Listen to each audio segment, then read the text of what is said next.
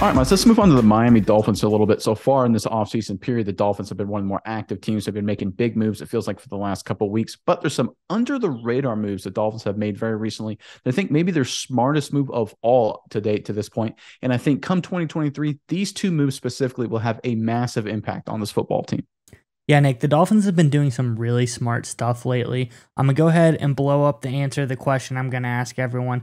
Who's been your favorite signing so far? But we all know the Dolphins just traded for Jalen Ramsey. That's a given. So other than that, who has been, maybe a sneaky good move the Dolphins have made this offseason in this free agency period?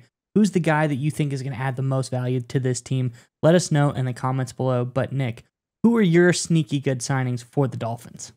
Yeah, so when a team like Miami focuses on some heavy guys in the top line, right, obviously trading for Jalen Ramsey and restructuring his deal and all that, sometimes some under-the-radar key players kind of leave the team and they get picked up by another team on the onset of free agency because obviously these front offices only have so much time to allocate. So if the Dolphins theoretically spent too much time on Ramsey, some other good players could walk and leave, and that would hurt Miami going forward. That did not happen. Credit to the Miami Dolphins. This is according to CBS Miami. The Miami Dolphins are bringing back running backs Raheem Mostert and Jeff Wilson Jr. agreeing on 2-year contracts for both players. Mostert's agent Bress Tesla reported the deal Tuesday afternoon. The Dolphins brought in Mostert as a free agent last year after he spent the previous 5 seasons with San Francisco. Wilson joined Miami at the trade deadline after also playing at San Francisco. And just to break down these deals real quick for you, Mike. So Raheem Mostert signed a 2-year deal totaling $5.6 million. So you do the math there. That's an average of $2.8 million. It's very small. Good job there, keeping that running back contract low.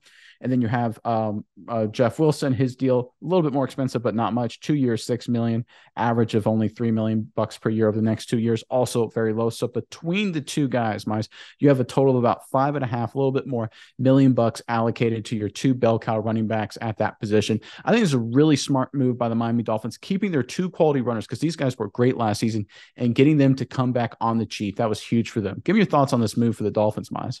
Yeah, Nick, I mean, obviously it's really smart because you see some of the bigger running backs around the league, they're getting paid more than these two guys per season on an annual basis. These guys were both really, really productive. And in a Miami offense that's as high-flying, has so many big receivers, you think Tyreek Hill, Jalen Waddle, even former Cowboy Cedric Wilson in the slot. Sheffield. Yeah. They have been really, really strong so far this season or this past season. It's easy to run the ball behind an offensive line and guys like receivers like this. You don't need to pay $20 million a year for a running back. So to get these two guys be able to spell each other on the cheap, I think this is a really, really smart move by the Dolphins. So smart, even, Nick. I think these guys are potentially more productive than most of the big-time running backs in the NFL, don't you think?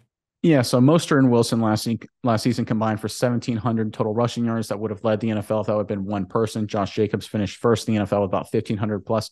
But it was the production per the dollar spent. That's the real key because in the NFL is a salary cap driven world. Obviously, teams are constrained on how much they can spend. And then we came up with an interesting chart that shows how much of a value acquisition it is holding on to Mostert and Wilson. Miles, if you can go ahead and pull it up. And here we've got the Dolphins tandem of Mostert and Wilson last year compared against 3 of the top rushers in the NFL last season. You have the Vikings and Dalvin Cook, the Titans and Derrick Henry, and the Raiders and Josh Jacobs. And you can see here, this graph shows the rush yards per $1 million spent at that running back position. And you look at Dalvin Cook and the Vikings, a little less than 100 rush yards for every $1 million spent. Titans, Derrick Henry, about 120 if you eyeball that rush yards per $1 million spent. And Josh Jacobs, who led the NFL in rushing and was on a pretty cheap deal, mind you, only about 165 rush yards per $1 million spent. You compare that with the Dolphins tandem, 300 rush yards per $1 million spent.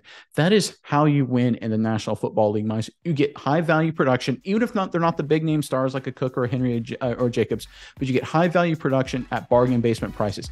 I think when push comes to shove and we look back at Miami's success, hopefully in 2023, it's moves like these that'll really stand out as kind of the linchpin for them forward.